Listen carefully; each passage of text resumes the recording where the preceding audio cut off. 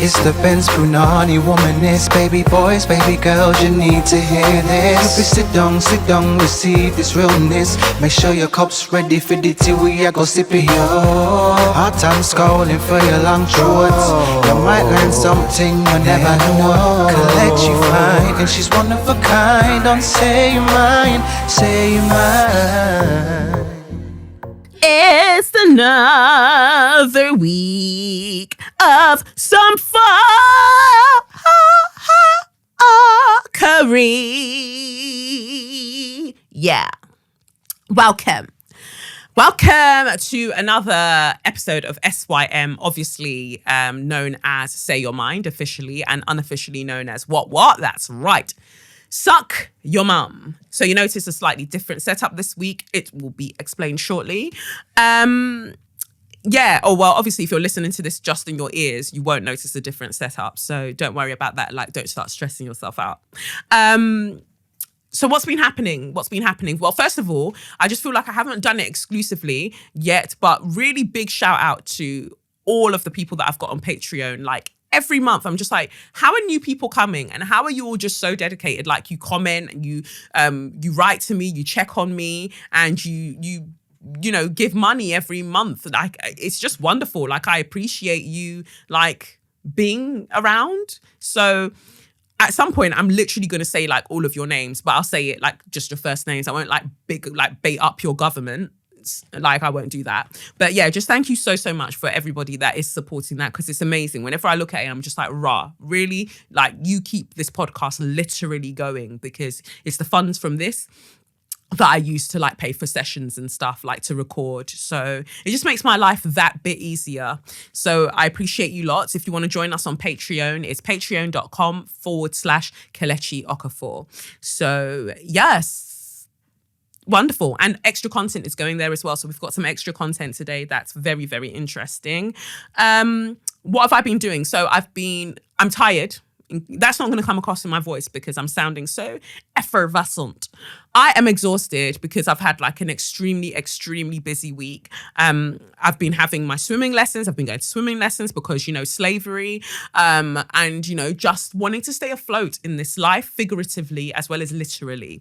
So, swimming lessons are going well. I like the black guy that teaches me. He's young. I think his name is George. I might have just given him another name. But George is amazing. Teaches at Peckham Pulse in Peckham, clearly. But he makes it for a very good teacher. Why? Because he looks at the individual. There are other people who teach there. I'm not going to bait them up. But whenever George isn't available and he has a cover, this cover is abysmal. Like, I didn't want to bait up their gender, they have conversations with other people the entire time. Instead of teaching us, they're having conversations with other people. Like, oh my God, I really want to travel to this place and I can't wait. It'll be so wonderful. Meantime, the lady next to me is doing go, trying to stay on top of the water, like, and she's having I'm like, please, lady, rise. Ayomide, rise. I'm now doing lifeguarding. I'm now doing Peckham Watch instead of Baywatch, because you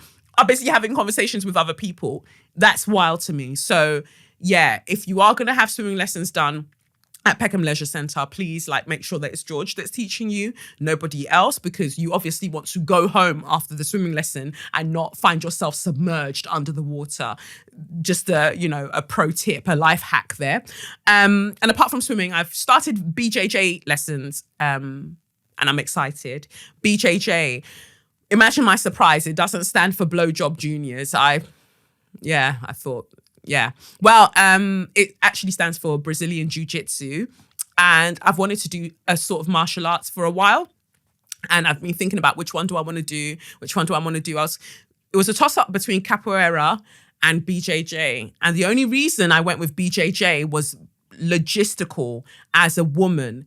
Most times when women are attacked, the transgressor or the attacker, their sole aim is to get the woman to the ground. They're not trying to rape you standing up. Not like I'm thinking that would ever happen, but most times they need to get you to the ground. Anyone that's fighting you wants to get you to the ground. And the great thing about BJJ is that it's about being on the ground and submission holds and arm bars and things like that. So it's a great way to get yourself and out of situations when you find yourself on the ground. And that's the only reason that I thought that that would make more sense, because they say that 90% of attacks that women are subjected to, it's about taking you to the ground. So it makes most sense. So that's why I chose it.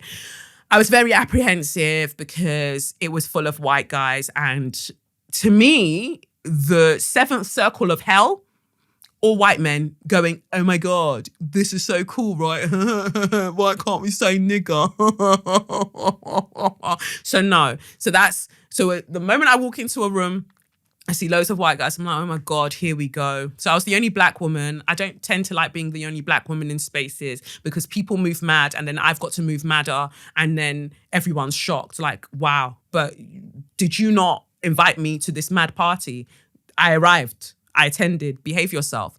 So actually, it wasn't too bad. Again, teaching comes into question because I don't know the customs of BJJ. So obviously, my first session, I didn't have a gi. The gi is like that, you know, the uniform that they wear with the top and the bottom and then the belt. I didn't have that yet because you have to wait a while to get it. So I'm just wearing leggings and a top. So obviously, because of my physique, they're looking at me like, obviously, she must do something. But they don't approach me, obviously, the way that white guys behave. They don't approach me. They just keep looking at me and staring at me and really trying to figure out what is it that I do. But whatever. Anyway, the teacher now, someone identifies the teacher to me and goes, oh, that's the teacher over there. Go and introduce yourself. I ended up sitting with this white lady. She was like, go and introduce yourself. And there was only 2 of us women. Everyone else, like 20 other people, were men. So I go up to the guy and I go, hello, I'm Kelechi and this is my first class. He goes, literally, like, I just thought, I'm a teacher, like I'm a fucking studio owner and I've been a teacher and a PT and a fitness professional for years. I wouldn't even wait for someone to approach me to come and tell me that they're new. I would usually approach them and say, oh, hey, I haven't seen you before. What's your name? Blah, blah, blah, blah, blah. What do you do? Da, da, da, da, da. No, he looked at me like I said something very wild.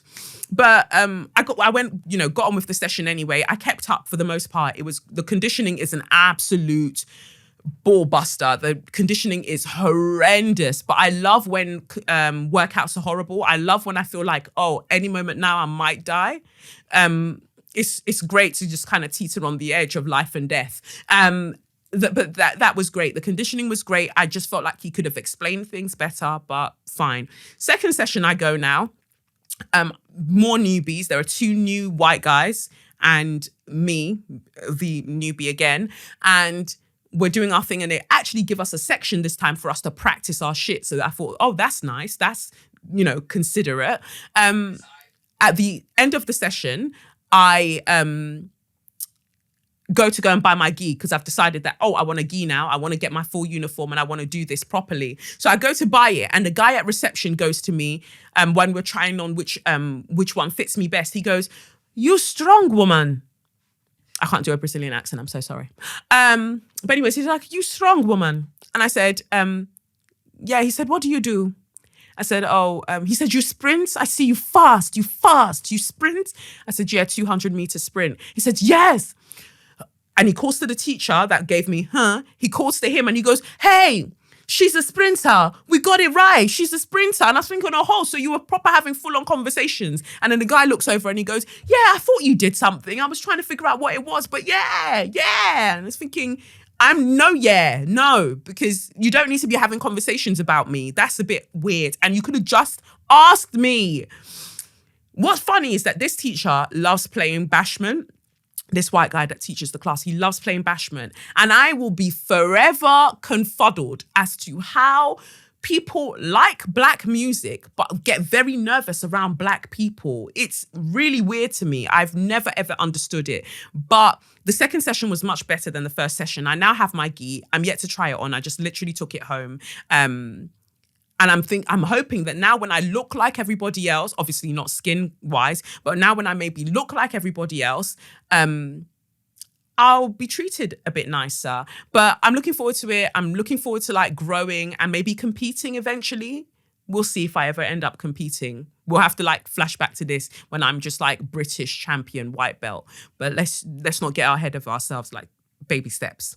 But yeah. So that's why I'm exhausted, because I've been doing all of the things. And I'm also exhausted because I'm actively trying to ignore anything to do with the England World Cup. I call it the England World Cup because obviously we're in England and these men won't let us forget it. 1966! 1966 is coming home! Why hasn't it come home since 1966? Is it TomTom? Or is it Waze? Or is it Google Maps? What sat-nav system did that World Cup use that it hasn't come home since 1960? Which one is going to come home first between Madeline McCann and the World Cup? Which one are you guys going to see first? Because I don't know. I don't get it. Because if the last time I saw something was 1966, I will not have the effrontery and the goal and the caucasity to be like, it's coming home. Every year it's coming home, and every year it never arrives. Wow. That's wonderful. So actively trying to ignore anything to do with the World Cup is tiring as well.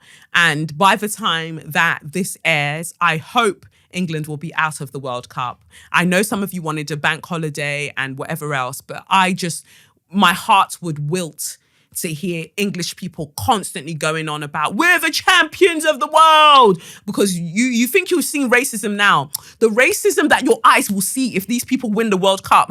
Hey, you wait and see. So carry on supporting them and wait to see what happens, because it'll be on your head, be it, not mine.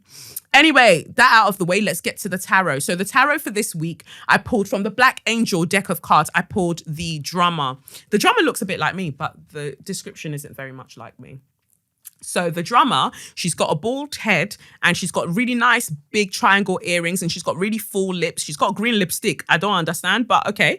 And she's naked and she's hitting these drums and living her best life. And I think that's one of my favorite images of the actual deck. For the Drummer, it says, you express yourself by going through the fear. On the waking path, you truth tell. On the sleeping path, you are fearful. Drummer, you hear the heartbeat in all that is alive. As drummer, you carry the voice expressing our deepest truths. The drummer voice is not merely the utterance of words, but the profound expression of the soul.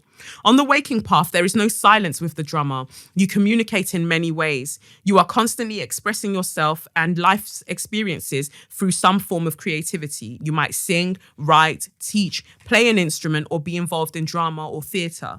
People rely on you for the truth that needs to be spoken. Silence that comes from fear is life-threatening to you. To express yourself is to exist. You awaken the soul by speaking through fearful places within. You know all too well that the true voice can come from the fear, and thus transforming the fear into truth. On the sleeping path, you can be misunderstood because your fear can cloud your truth-telling. Your soul screams out for understanding. On the sleeping path, there is a constant struggle between what you want to express and the fear that is suppressing it. Your very being may be misinterpreted because you're not being clear about what's true for you. You may have given up many times, which has led to silence and fear of not being heard. Your essence may have been lost in your inability to articulate and shape an existence that includes your uniqueness. You may feel unseen. You may need to look at when and how you lost your voice. How did you become invisible? Search for your voice among the wounding experiences of your life. Why do you think you were silenced? What voice were you using? Do you blame someone for silencing you and therefore leaving you without any recourse? Your revival is dependent on your speaking through the fear and knowing that you are still a wonderful person. Examine the truth in your voice. Our truth is not always welcomed, so we do not always practice truth-telling. Truth can cause pain to others, but silence can cause distrust, pain, and eventually the emotional disappearance of all involved. Cultivate kindness towards yourself. Say, I am learning to do better. Then learn to deliver your voice with the kindness you have for yourself. Although fear can cause numbness, find ways to remain sensitive to people and your environment. The sensitivity will ease the struggle you experience in expressing yourself. Recognize the fear is an indication that you are alive. Know that a very powerful voice comes through in that fearful presence. Trust that you will recover your rhythm once again. With your capacities, you are an ancient treasure. So I think that's really nice. And the reason I think that's really nice is because during my therapy session with my therapist, we spoke of this thing came up again about, people saying whatever they say about me, whether it's online or in person or to my friends or whatever. And then she was talking to me about displacement. She was talking about the Freudian theory of displacement. She was like, not Sigmund Freud, his daughter. And she was basically saying that through her sessions with me, she's seen me to be a very genuine person, a very like, leave it or take it kind of, leave it or take it kind of person. It is what it is. What you see is what you get. Boom. So she says, what's hard about the kind of person I'm growing to be is that other people aren't used to that, and other people aren't used to telling the truth. This is what this card is talking about, truth telling. There are so many people who have become so accustomed to lying, because someone took their voice away at a very young age, whether it was a mum, whether it was an uncle or an auntie that said, don't say those kind of things. We only say these things in this house or whatever. So their voice got locked up, and they thought that everyone, therefore, if they're being fake, then everyone around them must be fake. So when they see someone being themselves, it's hard for them to compute, so then they have to displace that lie that they're telling themselves and place it, that fakeness, they have to place it onto somebody else and say that, no, you're the one that's being fake, because that's all they know. And it's not a conscious reaction. That's what makes it so mad, is that they don't realize that they're doing it. They're literally projecting outwards who they are on the inside, because how would you possibly think about other people being fake, if that wasn't the reality, that's all you know? So she told me to pick another oracle card, and I chose the 4 agreements because she's got different decks of affirmation cards, and I picked the 4 agreements one. And the one that came out for me second week in a row is the things that people say about you are them projecting their own realities, their own dreams and their own insecurities. You don't need to worry about that because you're giving yourself like needless suffering. And I think that the theme, like what we're going to speak about later on in the later on in So You Mad, is about Nicki Minaj and the comments that she's leaving to people that don't agree with her, and just understanding that you can't change anybody's reality. You can't. If they don't agree with you, they don't agree with you. If they don't agree with who you are, that's their personal problem. You've got to keep it pushing. And the reason I say this is because when I took the Rider-Waite deck and I pulled the card for today, that what's the advice for the drummer, the card that came up was the 5 of Wands. And so the 5 of Wands is just about conflict. The number 5 is usually about change, and it's always about maybe change or conflict that you haven't, that you don't really want. But the 5 of Wands, on many respects, is saying like, you're fighting everybody, and for what? And as I'm always saying, that these cards drag me before they drag anybody else. You're fighting everybody, and for what? Because you'll fight, and then you'll be tired. But you could use that same energy that you're using to worry about. Someone said this and someone said that. You can take that same energy and put it towards being creative and being the success that they so clearly see you being, and they don't want you to keep being it. The same way that Toni Morrison says that the real function of racism is distraction, I feel like it's the same for people that don't like you or they feel threatened by your success. They'll try to distract you by moving mad. Although I always advocate for if people move mad, you move madder, sometimes don't move mad. Sometimes leave them to do madness on their own. Let them have that party on their own, because to join them, now we'll only see 2 mad people. Who is the maddest? We don't know. So it's about making that choice to not indulge in the things that other people have to say about you and focus on reclaiming your voice, because what's happening is that, I guess, these people are like, oh my God, I've lost my voice. I'm the drummer and I don't have my voice. So if you are listening to this and you're someone that feels like that resonated with you, that you are the drummer, look at the ways in which you are angry at other people for using their voice because you have somehow lost your own. Find it and speak through the fear that you feel, because we all feel the fear. There's a collective fear. We all feel it and we're trying to move through it. You're not helping the situation by seeing someone speaking out about something that they believe in and being like, rah, and trying to bring them down, because you benefit from the truth that they tell. So why don't you join them and start telling your own truth, like genuine truth from a loving place?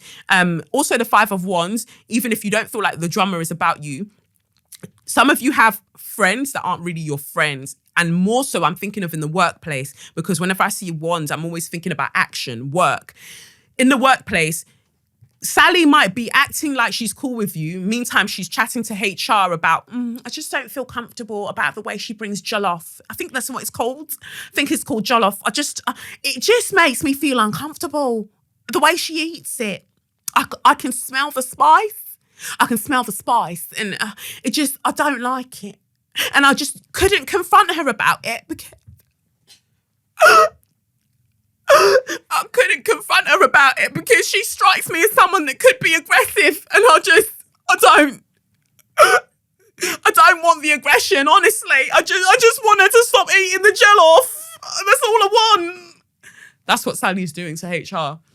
That's what she's saying to HR about you. So just all jokes aside, be careful of the people that you're interacting with at work, especially if it's a big project and you've put your heart and soul into this thing, and maybe it's your new way of telling your truth and moving through your fear. You're about to present this big thing, whether it's work, or maybe it's your own type of work and you're self-employed. You're about to present this thing. Be careful of who you tell things to before something has come to fruition, because not everybody is riding for you. That's not to say that now, oh my God, you have to not trust anybody, but just give things time. Give things time and just keep things close to yourself.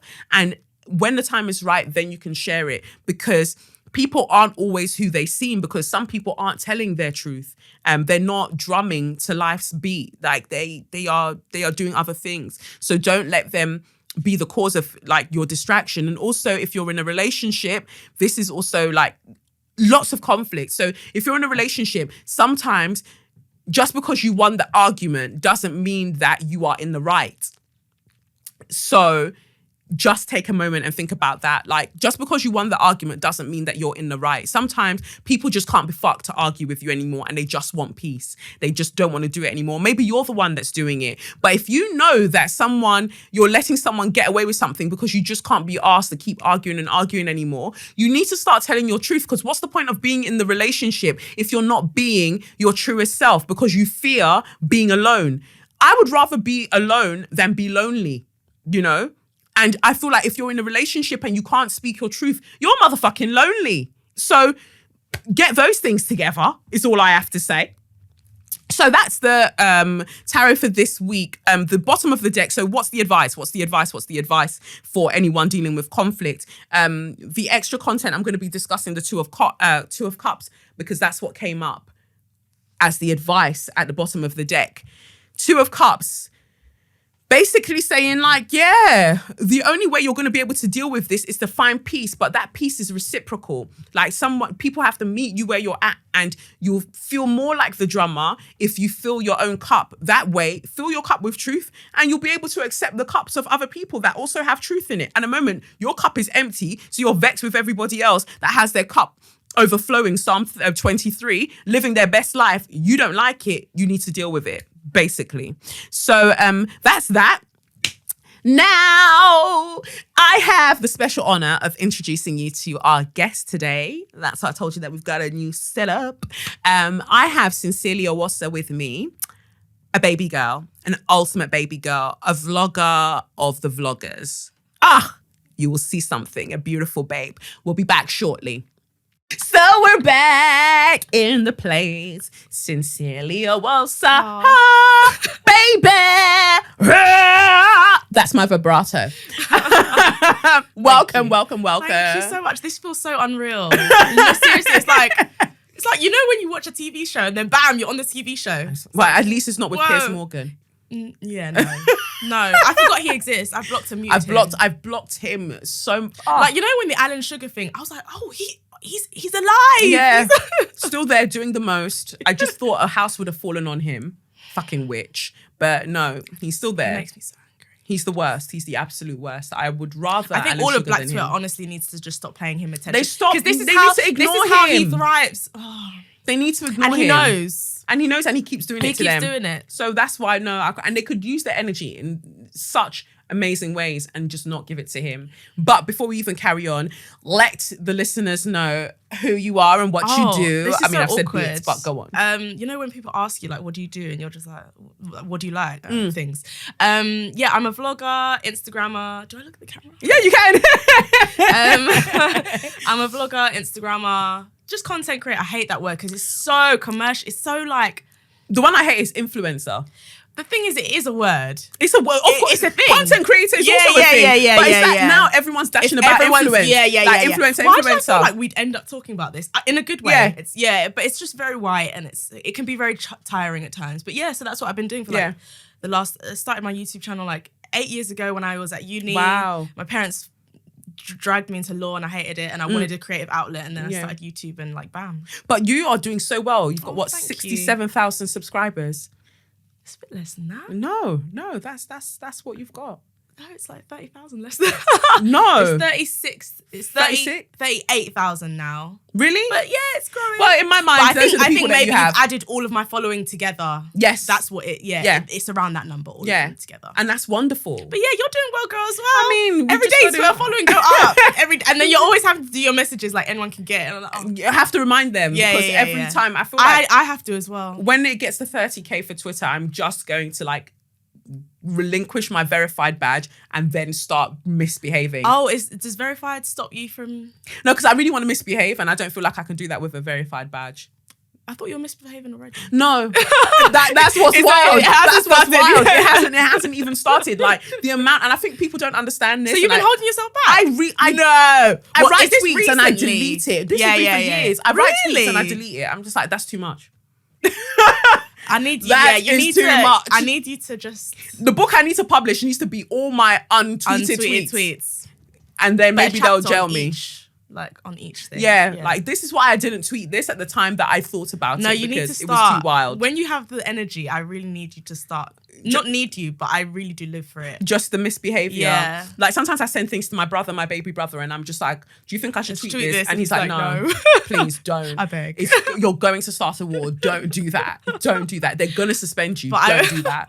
So I don't. I didn't even know they really did that because you complain about these trolls and then 2 weeks later they're still harassing. Yeah, because they support white supremacy. The trolls can stay, but you say something that makes any iota of sense. That's like YouTube. And get off. I was speaking about like how a lot of my videos aren't monetized. Like they just won't let me earn money. So anytime I talk about anything to do with blackness, they're just like, I'll just get an email being like, you can't earn money from this, and then I have to send in an appeal thing. Happens all the time. But what about, because one of your most watched ones is the interracial dating one. Did they let you monetize that?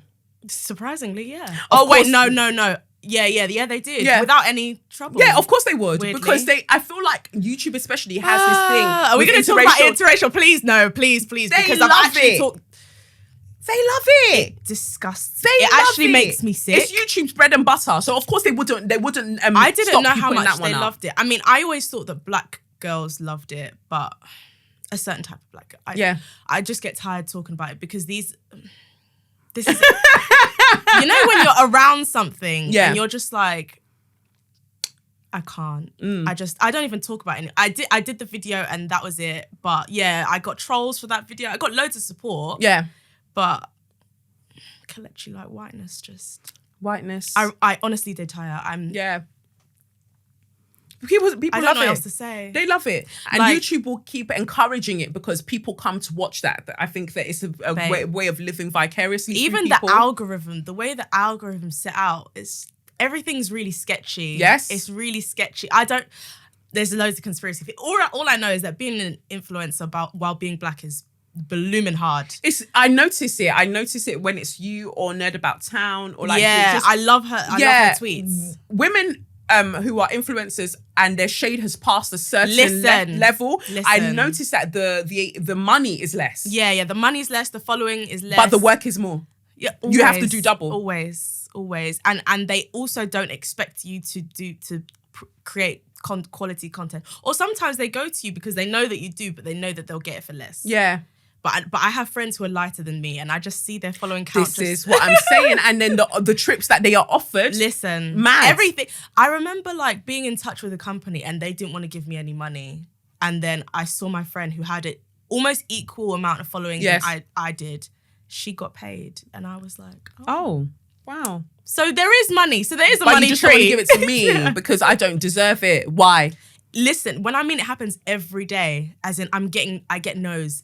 Like, obviously people only see the fun side of influencing, but the no's come strong every day, and you know why. I think also because I talk about what I talk about, like blackness and living in white spaces, people, I feel like slightly I've been blacklisted slightly. That's good. But yeah. That's good. I mean, I'm still because then it means doing that well regardless. But it means you don't have to deal with fuck people. That's a blessing. That's always a blessing.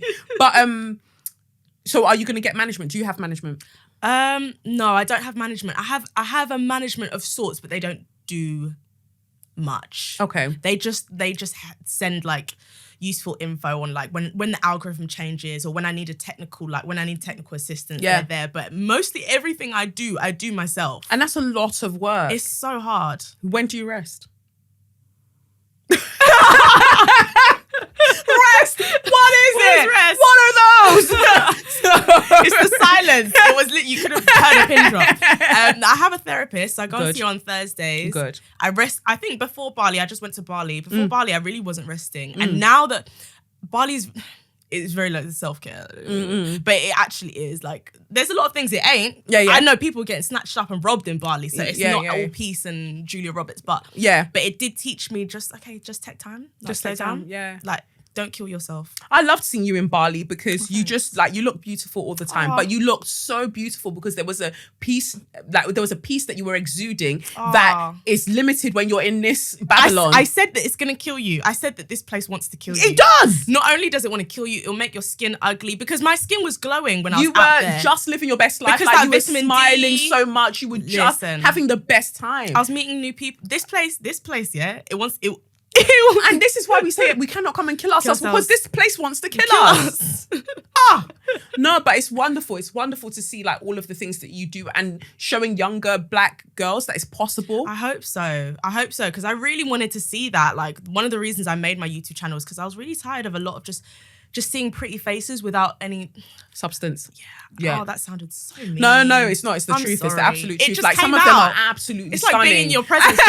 They're absolutely stunning. But then I get 4 minutes into the video and I'm like, I don't know what you're doing. I really just wanted to bring fun, like just fun and character and a different face and so I'm glad I'm doing that and hopefully going to keep on doing that. Amen. But yeah, I'm learning to rest more now. So I definitely like if I end up like shooting for Instagram on Saturday, I always take a rest on a Monday because I don't want to have a 1 day weekend. Because good. Yeah, so I'm trying to do that more and just be kinder to myself. Like do things I like.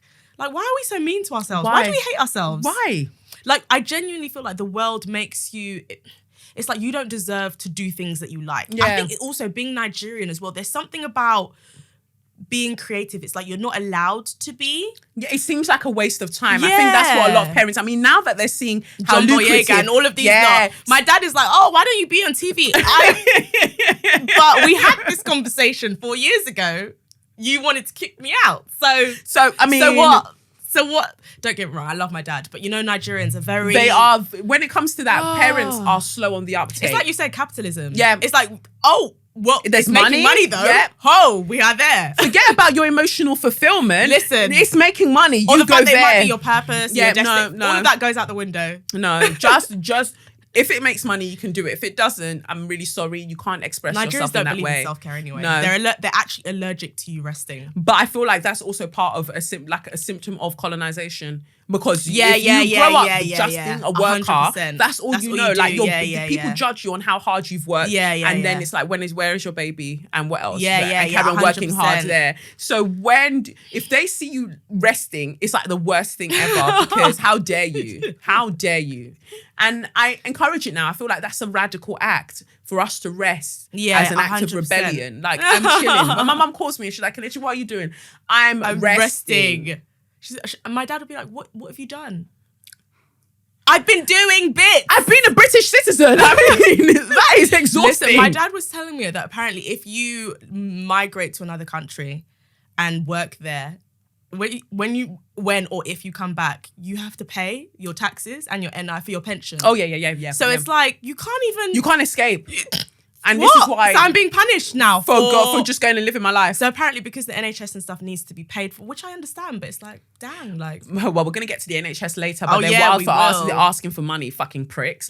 But we'll get to that. But you're magnificent, and I've mentioned you in Magnificence before. What? So, yeah. No, you haven't, because I've listened to every episode. I'm sure I have. She's like... I'm sure I have because someone wrote about you. Yeah. Okay, yeah. And I was just like... You're like, I heard my name. Yeah. Yes. But yeah, go on. So here, this week's Magnificence. So share your Magnificence. Obviously, remember that you can write in SYM at kelechiokafor.com. We've got a letter from D, and he suggested someone for Share Your Magnificence. And he has said... I'm in just the wrong inbox. I've got so many inboxes. He says here... hello, Kelechi. I would like to nominate for a Share Your Magnificence. She goes by the name Fula Initiative, and her Twitter is @MetroAdlib. I was directed to her by another lady, and I have not regretted it. But this time she topped it while also reminding us that oftentimes Black men revert to being the weakest link. I weep for my species. I don't know her name, but from her story, she's a teacher based in NYC, New York City, for those of you that don't know abbreviations or acronyms, who teaches young adults, especially those who do not have regular high school qualifications. She's also a trained qualified lawyer, similarity you seem to share. But this didn't cross my mind till just now. Anyway, the focus isn't on what she does, but more on a direct confrontation with a bigoted colleague, her passive centrist colleagues, and her now ex-work husband, who was utterly useless. In fact, he sided with the bigot. The first one begins with 99.99% sure I made 2 grown men cry today. So he was just telling me how it starts. So this is what Metro Adlib wrote. 99.99% sure I made 2 grown men cry today. 2, and guess what else? I just emailed our HR lady to set up a meeting with her for tomorrow because I'm still mad. The more time that passes, the angrier I get. I listen to a 40-year-old white man who doesn't teach any of our Black students tell a room full of people that my students who were playing dodgeball, only Black students were participating, my precious babies who have weathered every manner of hell that you can conceive and many that you cannot, say that their displays of joy, their adult engagement in a fucking children's game at their school, the one place many of them have to feel safe and free and at peace, repulsed him. Twice he said it. Twice. Lol. My bosses have called for a staff meeting for 3. They sent me and Andrew a GCal Google Calendar invite for 4:15. So you guys are meeting an hour and 15 minutes before us, the Black people, are invited. Okay, cool. Wow. I don't know if we've ever discussed my policy on calling meetings for me, but it's don't. And now I've got 2 people in leadership positions calling a meeting with me and this man, and neither of those people have talked to me. I can't imagine that it's anybody's book of best practice, in anybody's book of best practices, but here we are, and I've already packed my shit. Historically, I've declined meetings like this, but I've hit no on the calendar invite, but I don't know. Something about today, shrug. I'm of a mind. I'll go to your little meeting. So that's, he sent a link, but that's about as far as I got. But no, the meeting was, I don't know if it was a meeting for her and the Black, I think that the meeting was for her and the other Black teacher, the male teacher who was her work husband, because apparently he went into the meeting and he basically sided with the white guy going, oh, you know, what they're doing was a bit, Why are you people telling me that you had a meeting about children playing a game? Yeah. And it was repulsive. But what's repulsive about Black boys playing dodgeball? What's repulsive about it? As a white man, a 40-year-old white man. Threatened. Maybe his masculinity was threatened. But I hate that word though, because it's so loaded, but you know what I mean. Right. But I think that's ultimately it. I think that's ultimately it. It's that. I just think that white people are allergic to seeing black people enjoying themselves. Yeah. Like they genuinely don't like it. Every time they've picked up the phone to call police. But at least with that, okay, not even at least, but with that, they were meant to. It's not like they were, you know, okay, in England there's like parks that say like don't play ball games. It's not like, but they were doing what they were supposed to be doing at the time that they were supposed to be doing it. Right. But even then, they can't win. So I saw a video just before coming here today on Twitter of 2 black men that were in a T-Mobile store, or as you Americans say, T-Mobile.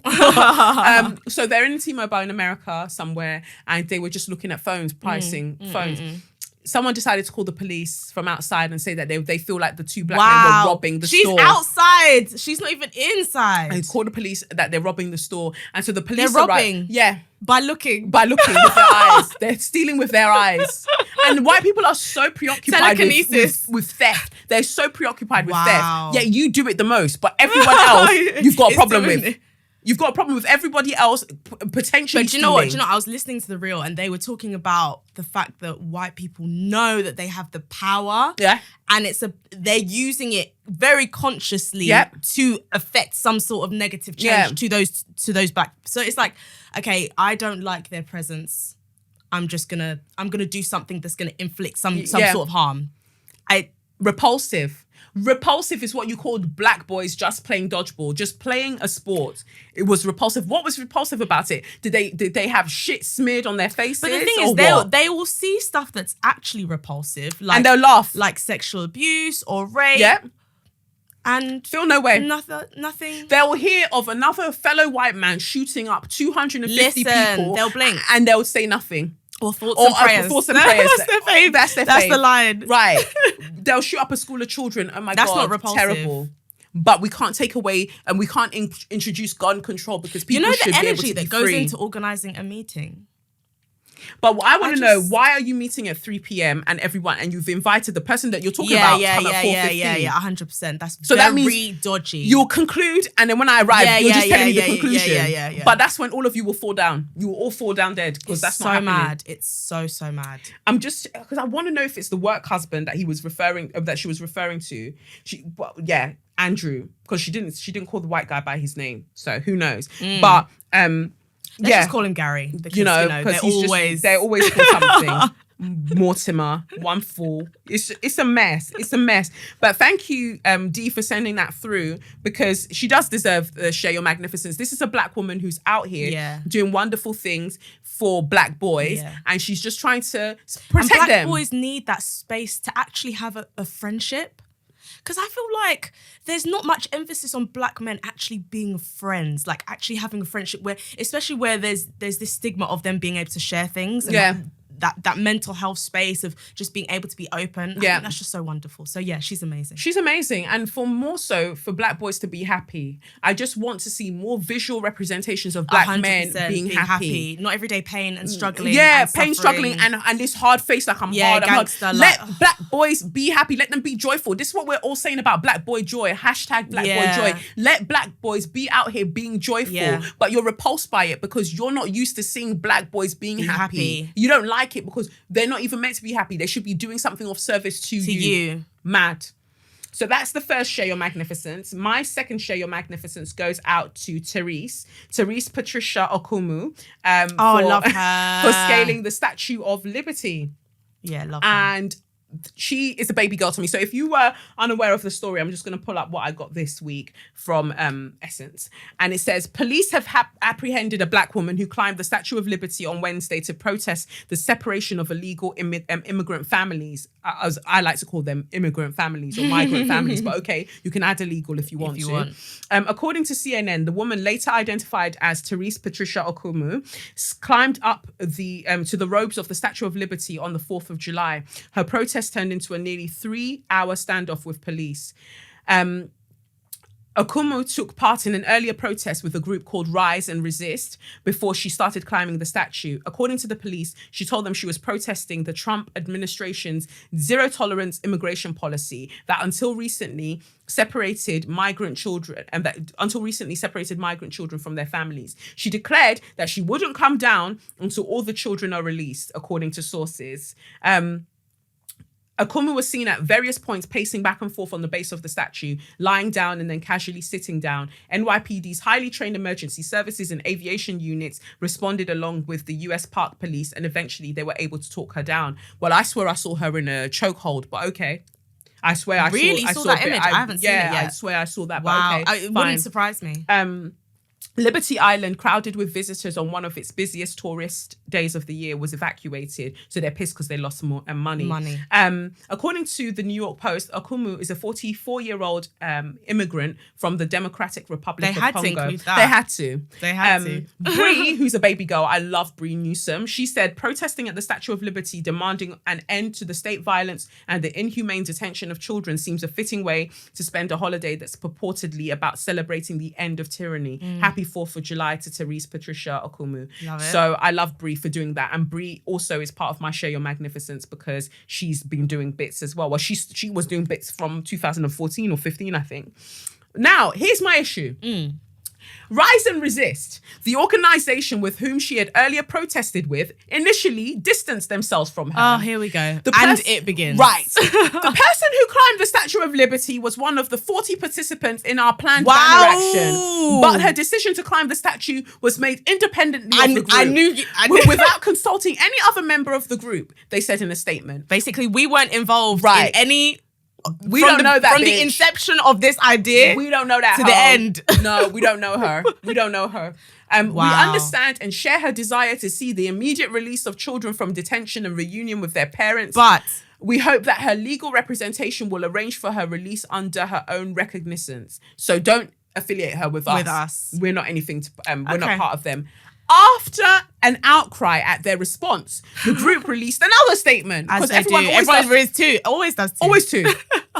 calling Okumu an amazing woman and offering to find her the best legal representation in the world. In the world. Right. In the world. The whole world. Wow. Then it says she will appear in Manhattan Federal Court on Thursday. She's expected to be charged with national park regulations or public use limit, trespassing, disorderly conduct, and interfering with government functions. All are federal misdemeanors. So that happened at the time of recording this. This is Friday. That happened on Thursday.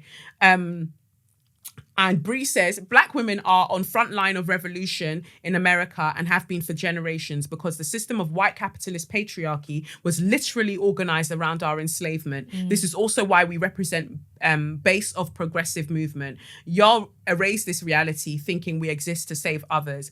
And to me, that is the motherfucking tea of all of this. All of this is the fact that we're not doing it for you. No. And any woman or any Black person or Black woman who comes forward and is like, I'm doing this for all of us. No. I'm doing this for me. Like, first and foremost, I'm trying to survive. And 100%. But because I'm trying to survive from a caring place, whatever I do for me benefits helps everyone else. Yeah, but I'm not out here trying. But usually the person who's doing it to benefit everyone else is the first person to go down for it, though. Right. Look at Saudi Arabia with the driving. And they're all in prison. And they're still there. Did you see the music video? Yeah. Don't get me wrong, it was funny and it was cute and it was apt, but at the same time, it was painful because it's like, but the women... It's frivolous because the women who fought so you could do this are still in prison. Can someone help? Can someone do something for them? Horrible position. It's like if you watch the music video on its own without knowing about everything else, it's like, ha. But when you actually understand the inception, the beginning of all of this and the people who are fighting for all of this, it's like, okay, this is bad. Yep. Is someone going to do something? No, because they're fodder. You know that. Yeah, this is the thing, and this is it. And I said it on a previous episode. The Black women who put themselves forward, usually queer Black women who put themselves forward at the front of all of these movements, are the ones that get killed or imprisoned, and that goes for other women of color as well. You put yourself forward, and you're the one that will suffer for it. This is why I'm not feeling that Jay-Z song, whichever one it was, when he's talking about Black women, you saved us. I saw and blah, blah, blah. And I was like, fuck you. What? Since fuck when? You. Nobody's saving you. Yeah. Fuck you. Why is it all about you? Anyway, that's misogyny. Your power only matters when you're using it to benefit men. Fuck that. And so now people trying to twist what Therese has done to, oh my God, she's fighting for all of us. Yeah, I saw that like Black women are superheroes. No, we're actually just human. And we get tired, you know. That's the problem. Because you have to make us anything other than human. You'll call us superheroes, you'll call us animals, but you'll never just call us the human in between. You'll never let us have that title because that belongs to you. And the thing is, they'll go through lengths to do it for other people. Yeah. Like when you're watching like maybe a biopic of someone who was great and white, you always see the weak, humanity. But they were always so strong. But it's like, where's that light and shade with us? No, because we're just one thing. I never grew up seeing that light and shade. No. Not in media anyway. No. Like, And I feel like it's because black women aren't, and black people generally aren't allowed to be vulnerable in the public eye. Yeah. I've never seen Oprah really being vulnerable in the public eye because she has to be careful because people will try and use it against her. So she just comes forth, does what she needs to do, and goes and gets her paycheck and goes home. Because it's too much. And that's and it's great for me. It's great that someone like Brie Newsom is supporting Therese, because Brie,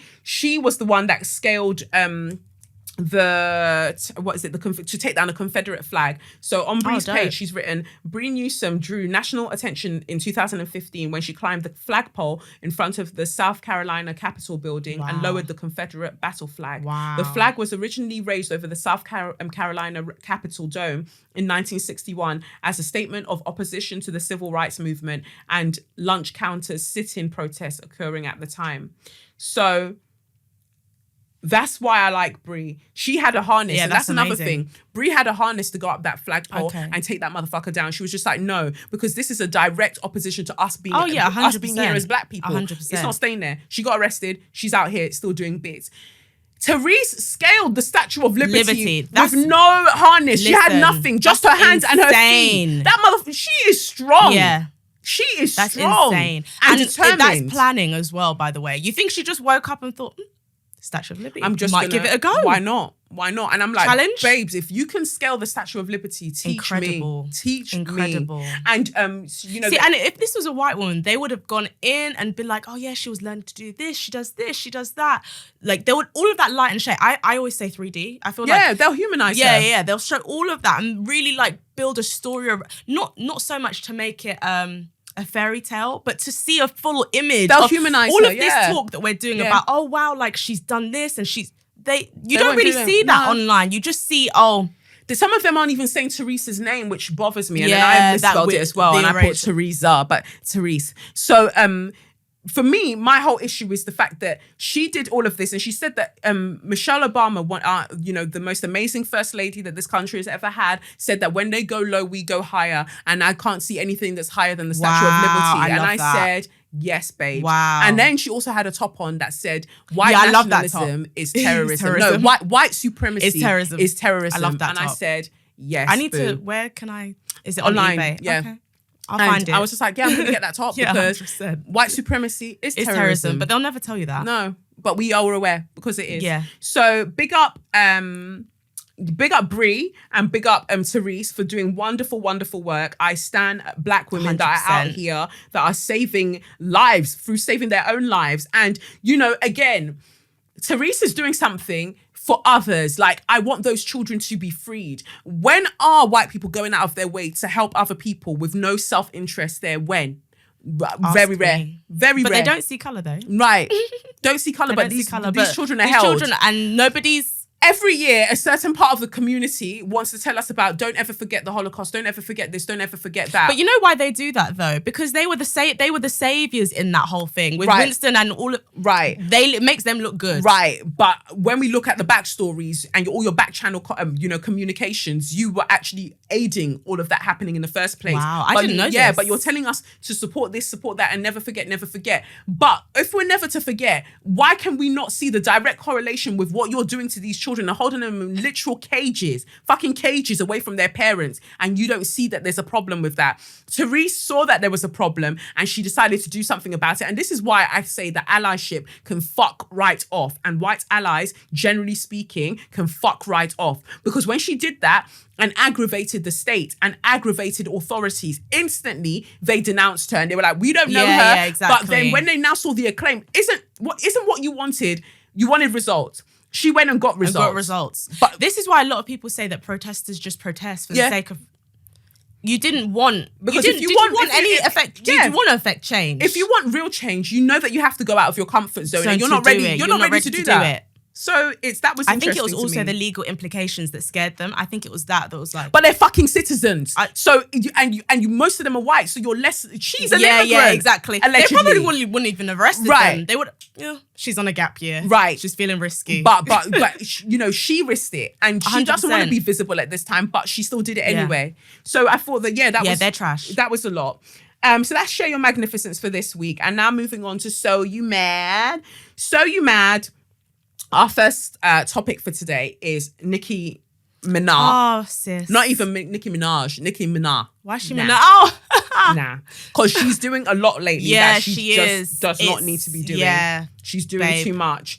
All this replying to comments, I don't get it. Why does she does this a lot? She started doing it a lot, and I think something's wrong. No, this is not the first time I've seen her do this, and it's excessive. Yeah. It's not even like a, SYM. No, she's really going in. She's really going in. Sentences but yeah, go ahead. So she wrote to someone recently or last week, just getting up where she started from. So Juana's World, she writes, I think it's Juana Thompson. I'll double check that. I think it's B. Scott that she writes for, right? Juana's World. Yeah. So she put up a tweet and she said, she wrote this tweet on the 29th of June, 2018. She wrote, "You know how dope it would be if Nicki put out mature content? No silly shit, just reflecting on past relationships, being a boss, hardships, etc. She's touching 40 soon. A new direction is needed." Your baby girl, Nicki Minaj, jumped into Juana's World's DMs and wrote the following. "When your ugly ass was 24, you were pushing 30, I'm 34. I'm touching 40, lol. And what does that have to do with my music? Eat a dick, you hating asshole. Got the nerve to have a Trini flag on your page. You must not have heard the Pink Print or Pills and Potions, Bed of Lies, Save Me, my recent feature with Alicia Keys, Tasha Cobbs. Just say you jealous I'm rich, famous, intelligent, pretty, and go. But wait, leave my balls, tired of you sucking them. I dropped my album almost 4 years ago. My bad, I'm 35. So at 31, how about you get like me? Why don't you ask me how to help you get rich? Being on top and I ain't going nowhere, ho." I just want to point out the following. Nicki Minaj sent the initial message at 10:09 p.m. At 10:16 p.m. was when she came back and said, "I dropped my album almost 4 years ago. My bad, I'm 35. So it took her, I want to say, 8 minutes to realize that she was actually a year older than she purported. It took her that long. And she wasn't done. She came back to go, I have more to say. Do you know what? I've always said that overperformance is a sign of insecurity. Yes. Like, do you know what? Even if she replied, not even how did she even DM her? Anyway, that's by the by. Verified accounts can DM people if they that's like. by the by. I think I'm really sweating. Oh my God, look how sweaty I am. It is quite warm in here. It is quite warm. Some non-alcohol based deodorants you need to sponsor me because look at oh my God. It is warm. I've been sitting here like... But you're fine. Well, yeah, I mean, I have got long Caucasian hair, so it's not really... God damn it. Oh, this side isn't No, you're fine on that side. Yeah, it's the light. It's fine. But anyway, I'm really sorry. That's what it is because I've even got open back. Look, I've got open back and I'm so sweating like a Christmas goat. So it is what it is. I can't come and kill myself, literally. Amen. But back to Nicki Minaj. Like, it's just all of that pretty and this and I'm that. So it's enough. So let's just say that you're jealous because I'm rich, I wanted you to count it, please. Intelligent, pretty, and go. That's a lot. My balls. That's a lot. And there was another one where she did Bed of Lies, this, and I've released this. You must not have heard the Pink Print or Pills and Potions, Bed of Lies, 3, Save Me, 4, or my recent feature with Alicia 5, Keys, Tasha Cobbs. 6. It's enough. Just what gets me mad is that Juana's World did not fucking tag you, and I also, can't. how did she? She must have. Are you searching your name? Searched it, or someone sent it to her. Okay, so 2 things. If you're searching your name at the height of your career, you're a fucking idiot. You're an absolute fucking idiot, and you're glutton for punishment. And there's so many things wrong with you, and you need to address it. And whatever they've put into your bum probably is affecting your bloodstream, therefore affecting your brain. Go and fix the fuck up. 2, if someone actually did send her that, all of you fucking enemies of progress that 100%. love to tag people and shit. And stuff. If I wanted to tag the motherfucker, I would have tagged them. You don't need to do it for me. Why do you like to go and be bearers of bad news? What the fuck is wrong with weird. you? But celebs have people around them like that. But anyway, that's by the by. The main point is that the original tweet wasn't a cuss. It was a critique. And guess what? And it was positive. It was correct. It was correct. It was correct. The only thing I had a slight problem with is when she said she's pushing 40. That made me feel kind of like, I feel like with women, we always do the age thing. Like, okay, it's time for you to stop being sexy now because you've had a child. But that's, and I definitely think that's valid. But she's not doing sexy. Nicki Minaj isn't doing sexy. She's doing hypersexualization. It's so and over she the has top. the fucking cheek to then say to Elle magazine, I didn't know there was so many. Yeah, that was weird. That was weird. So no. Nicki, since the beginning, you've been. That's what you marketed You've been yourself. on this. It's very. You came odd. out giving the illusion that you were a lesbian, or like that you're bisexual. Well, her name Minaj, right? But all of a sudden, as you said, words do mean things, right. you know. And so it's wild. It's very strange. I think right now she's having a crisis in her career. I think so. Like her album dropped, and I was like, oh, I didn't even. She went number 1, and then she went to like number 44. Like this is the thing. I feel like her music now, it's almost like milk. It's like when you've bought it, it's good, but then it doesn't have that lasting that ability. Cow's milk. Yeah. So I just want you to know that Cecilia also said that your music is like cow's milk. So if you want to jump into anybody's DMs, anybody's DMs, Cecilia also said that your music aged like a white woman. That's what she just said. So just so you're aware. You know when you cuss something, you don't even know. This is what happens when you're around Kalechi. The spirit, it descends. You know the ghost of Christmas past. It just comes upon you. Like, oh my god. Suck your mum. Suck your mum. Oh, where's that from? She's having a crisis. Yeah. And while I understand, like, you know, about the pushing 40, I did think that it's a bit wild because, fam, I'm 35. I'm not 39. Yeah. Pushing 40 when I'm 35. Yeah, that's a bit. I mean, no one would say to Drake he's pushing 40. Right. But he's around the same age. I definitely think that was off, but I get what she was trying to say. To me, a new direction is needed. 100%. And as much as I hate Madonna, thing about Drake, and even though like I know some people may not be Drake fans, but one of the reasons I think he's been successful, other than being light skinned and a man, is that he's able to reinvent himself. In fact, that's why he's stealing everybody's culture vulture, innit? Because that's it. That's what. Yeah, but and that's the same thing. It's this chain. Can't just say the same. But that's the same thing I would say about Madonna. Madonna, is 100%. like Drake. Madonna is the female Drake. Yeah. In that she just takes things and she redoes it. And redoes it. Yeah. And so that's why she's like, I don't know, 90 years old, and she's still able to like keep reinventing herself and stealing things. Yeah. So I feel like that's what Wanatod was really saying. Like, what are you doing that's different? And all of that she said, I was sold on that. I was reading the tweet. I was like, that album would sound lit. Give me something else. Honestly. And I think it's more so doing this barb. Yeah. But how long are you going to do that for? Like, give us a new thing. All of this genitals, I don't know what her obsession with big dicks. Eat a dick, suck my balls. Why is it always that? Because she's childish. She's childish. All you bitches is my sons. Why don't you have daughters? I've always wondered that. I was like, why does it have to be a son? I sunned you. Okay, what about daughtered me? I don't get that. Babe. So I just think that it's a bit wild, and then you can't defend yourself by mentioning things that actually make you look worse because you're like pills and potions. And I hate that people rely on the fact that they have money. I'm rich. Okay. You were rich when she tweeted the tweet though. So next. If you were so content with being rich, you would not have responded to me.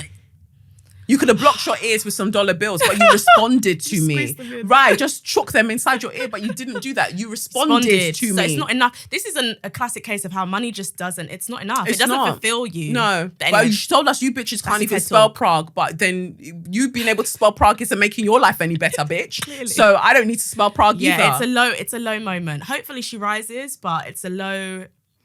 Well, rising is stretch because then she goes on. Oh. There's more. To do even more. So that's what she was doing on Twitter as I'm sweating. We're both just like Sahara in here, but yeah, go on. So that's what she was doing on Twitter. On Instagram, she put up a video of herself trying to twerk in a pool of water, like a very beautiful looking place. Okay. And her implants are really struggling to stay buoyant on this. She's just really struggling. And so she put up the picture to celebrate her new release of a song called Bed featuring Ariana Grande. And so she's on Instagram, puts up this video of her really struggling to shake her bum or to twerk her bum, and someone says, oh, she was dirty whining. Y'all wouldn't know that because y'all not Caribbean. She wasn't dirty whining because one, her head didn't move and she wasn't whining. Who dirty whines in a pool? Right. unless you want to drown. But okay. So Nicki said she was waiting for the internet police and dance experts to voice their misplaced anger through their keyboards. And I thought, okay, fair enough, because we just spoke about people displacing their anger and their insecurities. Fine, cool.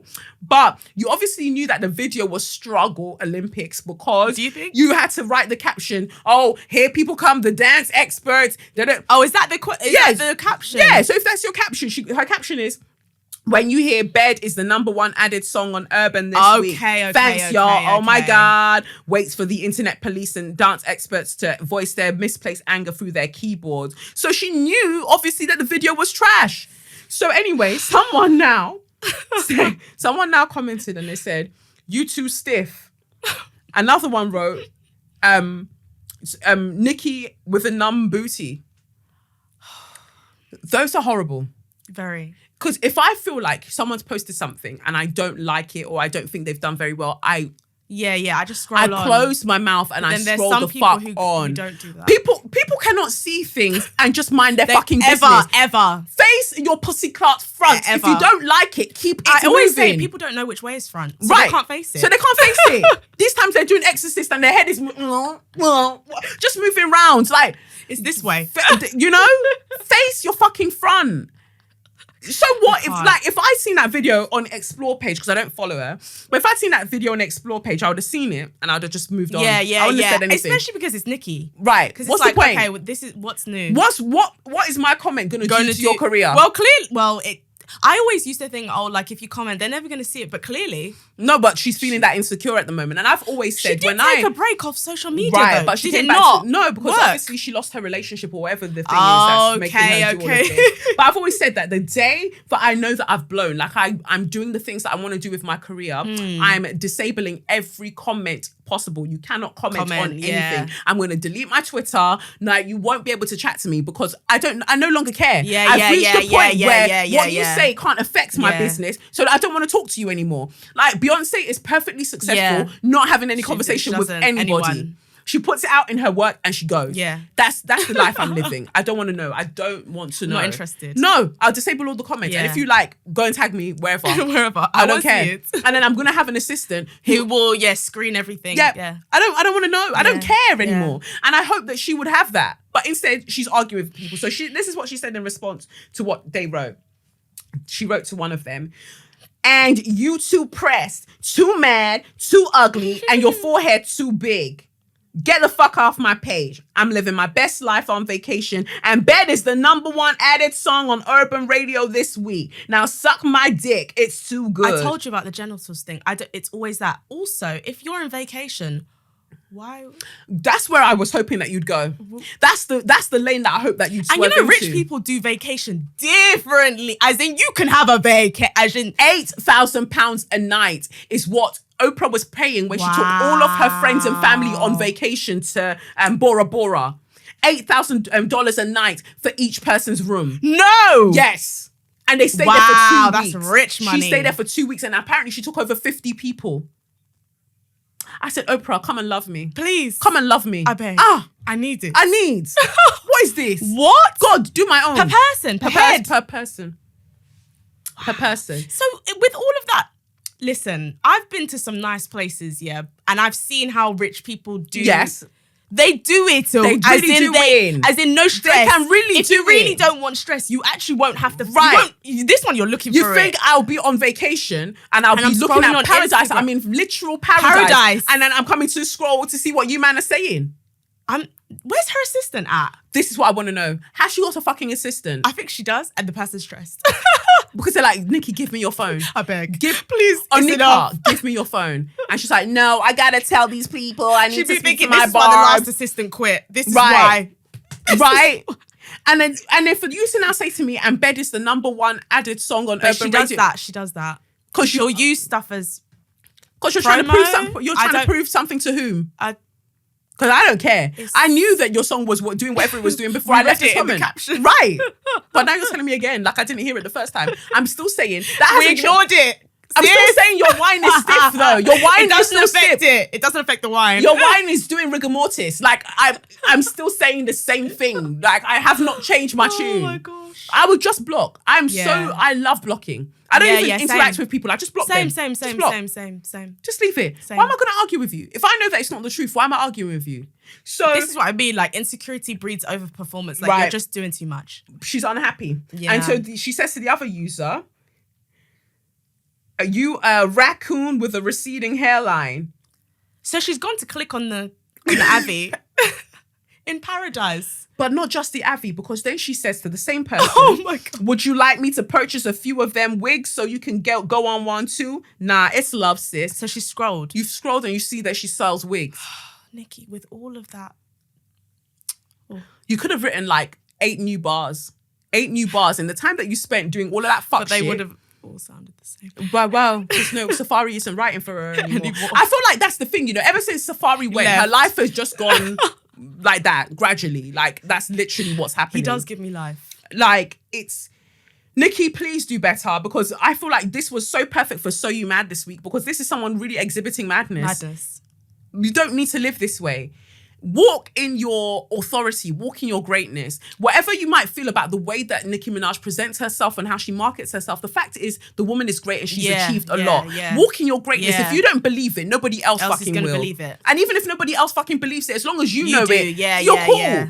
But all of this that right you're now, doing, you're confirming that you don't believe it. And it's very clear. Very. Very so clear. There's nothing sadder than someone who doesn't believe in their own source. Like, it's actually mad. Especially when they have so much source. Right. An abundance. Well, at the moment. It's arguable. So now let's move on. So we've got, let's move on to the letter about the acid attack. So that's the second thing for So You Mad this week. I want to know about this. Yes. So someone sent a letter in, again in the wrong inbox because I don't like my own life. Let me see if she said I can mention her name. Anyway, I'll call her M. Okay. So M says, "Hello, Kelechi. I trust you are well. Firstly, can I say thank you for being you? Since I stumbled upon your IG and stories, I've had many laugh out loud moments. I've also shared your account and stories with many others and listened with the other half. He has at times asked why you are so angry, and my response was and has been because you articulate what most of us Black people, women, feel and have often felt that we couldn't articulate or we were able to without backlash. The system forces us to be in this state, and as we have grown stronger in speaking our truth, thanks social media, our voices have become stronger, and so has our worth. Can I just say, I keep saying they are moving mad. Love that saying. Can't say I've heard it before. Secondly, so not sure if you've caught this on Radio 4 today. I immediately wanted to tag you, but yes, I got the memo, so I emailed instead. Well done, Em. Well done. A fucking star for you, mate, because that's the way to do it. Anyway, I would never condone violence, especially an acid attack. But when I listened, I couldn't help thinking what provoked this attack on 2 seemingly innocent girls on a trip abroad to a country with a large Muslim community during Ramadan. Could it have been that they weren't respectful of the culture, religion, values, and that provoked this? Neither was this asked at all by Jane Garvey, and she's usually on it asking challenging questions. I took a leaf out of your book and I asked my questions in the comments page. No one asked this either. Side note, too many people go to different countries and completely ignore the values. I could go on about this, but you know my drift. There are consequences to your actions in all walks of life and everything we do. And she sent the link and she wrote, continue being a baby girl, 2 slaps on your chest. Boop. Thank you, Em. Well, so yeah, we've watched the video. Yeah. Heard it. Well, heard it. Do you know what? I'm not gonna lie. While I was listening to it and they said Ramadan, the first thing I thought was, I wonder what they were wearing. Not as a female thing, because I knew that there was an acid attack. Yes. And I've traveled to Marrakesh, a Muslim country, and I know that you have to be aware of these things. Yes. So when they said Ramadan, I was like, I hope they were dressed appropriately. Okay, go on. So riveting. Right. Where is it? So this was about KTG and Kirsty Trupp. So these were the 2 girls that when they were 18, they went to Zanzibar, and they had acid thrown on them, one more than the other because of where she was standing. So she got hit with it the most. And from what I listened to on the Woman's Hour, it doesn't sound like they're friends anymore. It sounds like that really fractured their friendship. Oh, do you think? Yeah, because you're really good at picking up on this. Yeah, because they were like, we know it was very difficult for us, but we're finding a way to separate that from our friendship. You cannot separate that from your friendship, especially if you feel like someone was at fault. Oh, right, and that's the vibe I picked up. Yeah, that someone was at fault. Okay, and when one of them, I can't remember which one it was, the one that got the acid attack the most. Yeah, I think it was Kirsty. But she said, "Oh, on my birthday, because I couldn't go to uni at the same time that everyone else was going. Came down. Yeah, everyone came down, but she didn't mention that my girl came down." She didn't go and rare. She didn't mention her. And then my girl stayed quiet the whole time. It's all about the things that you don't say. Right. And so, Emma, I understand what you're saying, but at the same time, we need to be careful that we're not victim blaming because we don't know what they were doing. Yeah. We literally don't know. Nobody's told us what they were wearing that night. We don't know. So I wouldn't want to speculate in that manner, but I do see what you're saying, that oftentimes these young girls, English girls, white girls... We were talking about this just before the podcast, about how a lot of white people don't respect... They don't respect the culture of the places that they're going to, because and ultimately, that's white privilege. I don't need to. Why do I need... Everyone should bend around me. Inherent racism, that I'm superior to all of you and I can do what I want in your countries. But now when you get battered up in the countries, you're shocked. You're shocked. They're always shocked. How can you name a fucking bear Muhammad and then you're shocked when they want to stone you? Don't you remember that? That was a few years ago. So she was in a Muslim country. Even the French one. She was a white teacher and she was just like, we're going to name this teddy bear Muhammad. And the children went and complained to their parents. Of course like, they she did. wants to name this bear Muhammad. You know? And they sentenced her to stone her. And I think she managed to escape it through all of this campaigning to save her. But stop doing fucking stupid shit in other people's countries. Yeah, 100%. Don't do it, because we wouldn't allow them to do these kind of things in your country. So I don't know, Em. We don't know. We don't know. We don't. But it's interesting, the things that weren't said. And we all know how white femininity has to always be presented as pure. So for us to even ask what happened, no one wants to. But the thing is, I think one thing that's interesting is Muslims would ask. Yeah. They'd be like... What was she wearing? Okay, what happened? Because it was during Ramadan. And it's not coming from a place of victim blaming. It's just coming from a place of, I want to know the context and the bigger picture.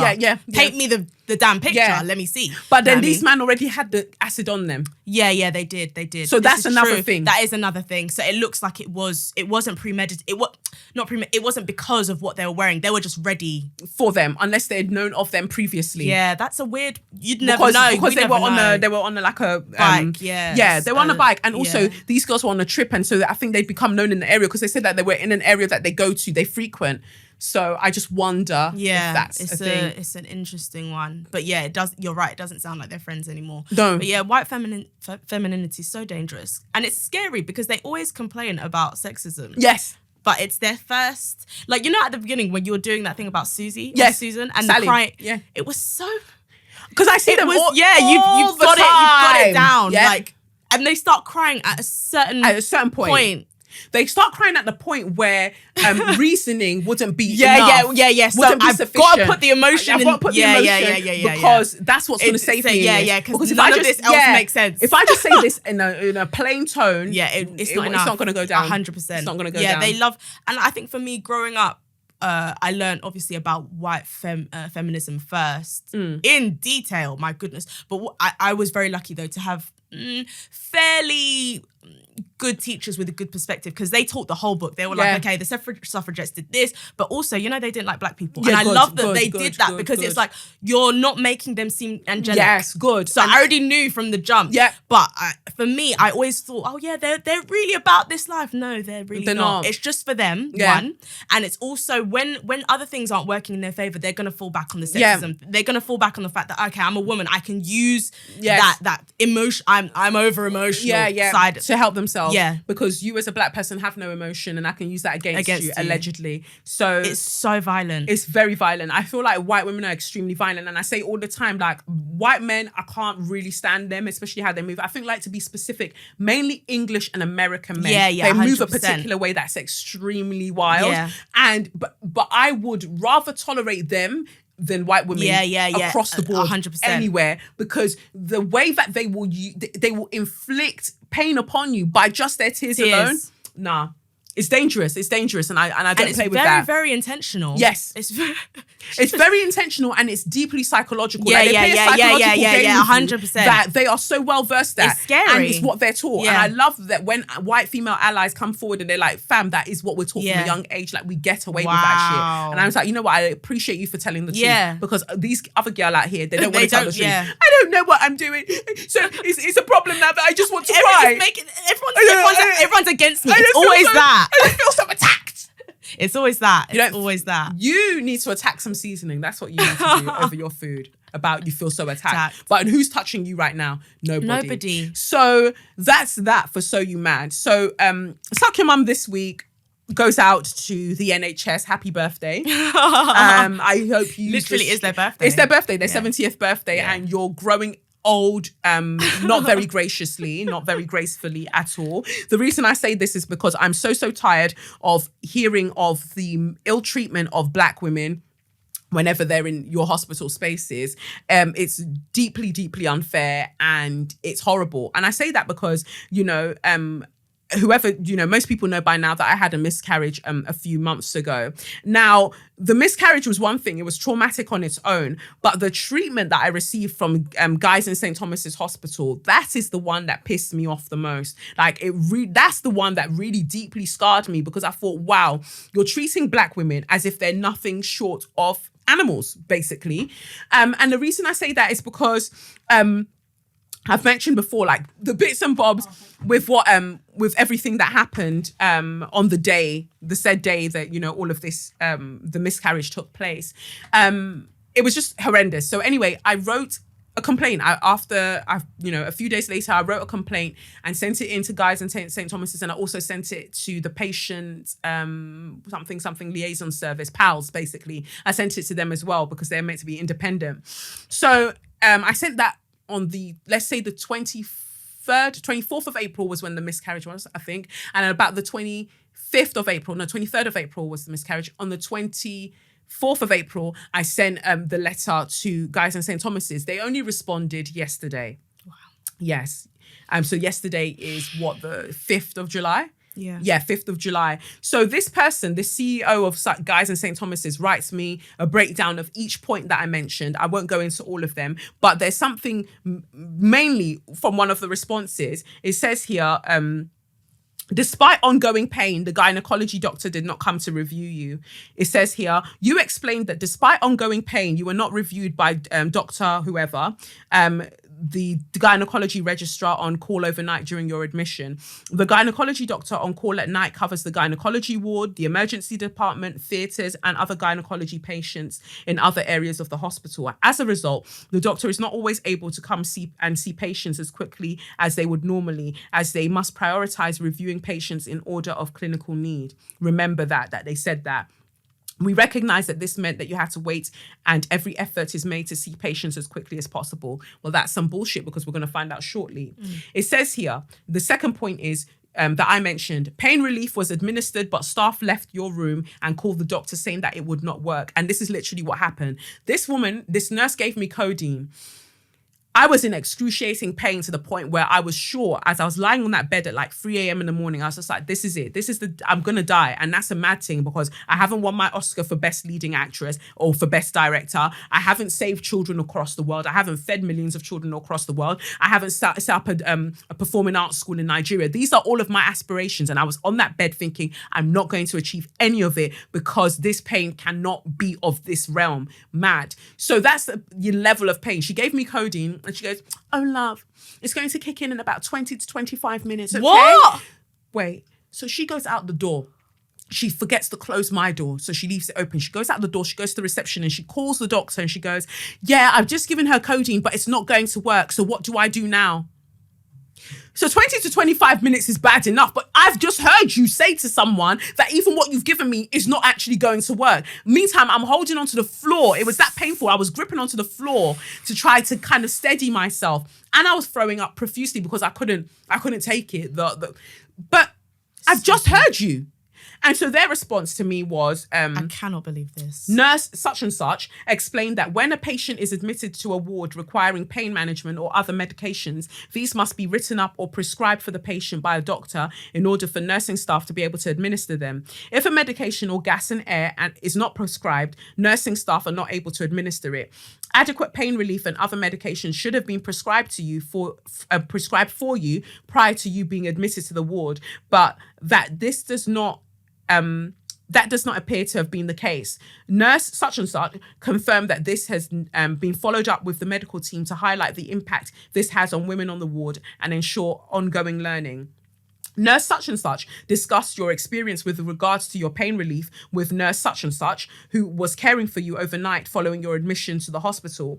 The nurse that was caring for you explained to the nurse such and such that you have been prescribed dihydrocodone, but no stronger analgesia, such as morphine or gas and air, which could have been given if immediately following administration administration of the dihydrocodone, as she had no stronger medication to give you and was acutely aware of the fact that the codeine was unlikely to provide you with adequate pain relief. Nurse that was looking after you explained that the phone call you heard her make began with her explaining to the doctor that she had administered the dihydrocodone and then went on to ask for additional medication to be prescribed in order to try and provide you with better pain relief, as she recognized that it would not be effective but could not provide any other medication until the prescription from the doctor was received.